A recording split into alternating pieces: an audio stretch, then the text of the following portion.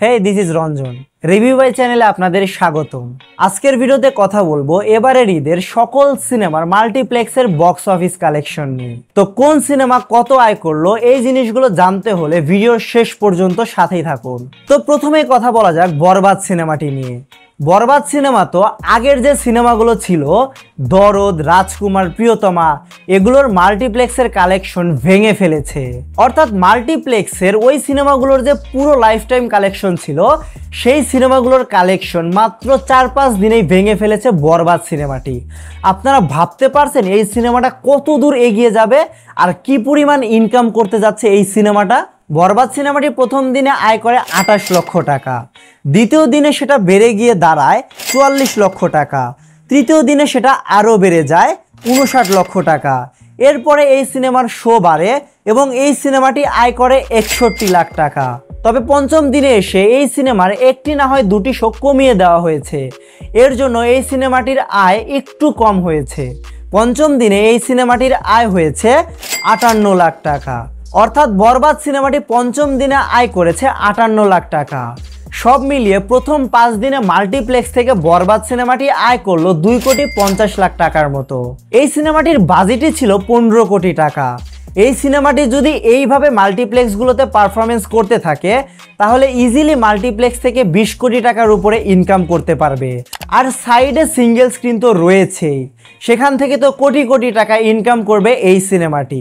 এরপরেও এই সিনেমাটির যখন রাইটস কেনা হবে, টিভি রাইটস, ওটিটি রাইটস, তখন এই সিনেমাটির আরও বেশি ইনকাম হবে।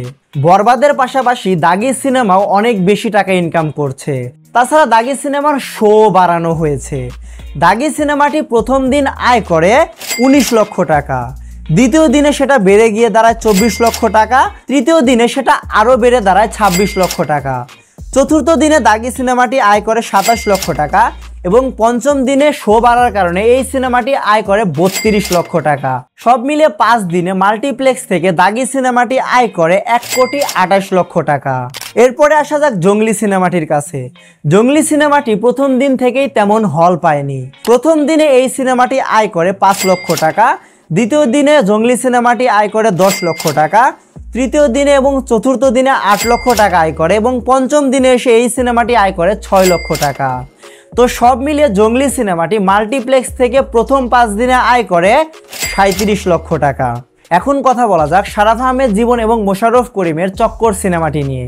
এই সিনেমাটি প্রথম 5 দিনে মাল্টিপ্লেক্স থেকে আয় করে 27 লক্ষ টাকা এবং জিন 3 সিনেমাটি, যেই সিনেমা প্রথম দিন থেকে হলই পায়নি, সেই সিনেমাটি কিন্তু পঞ্চম দিনে এসে কিছু সংখ্যক হল পেয়েছে এবং হল পাওয়ার কারণে পঞ্চম দিনে এই সিনেমাটির আয়ও বেড়েছে। তো 5 দিন মিলিয়ে মাল্টিপ্লেক্স থেকে জিন 3 সিনেমাটি আয় করেছে 8 লক্ষ টাকা। বরবাদ এবং দাগি সিনেমার জন্য যেই পরিমাণ দর্শকের চাহিদা, এরকম যদি সামনেও হতে থাকে তাহলে হয়তো বাংলা সিনেমার সুদিন আবার আসতে যাচ্ছে।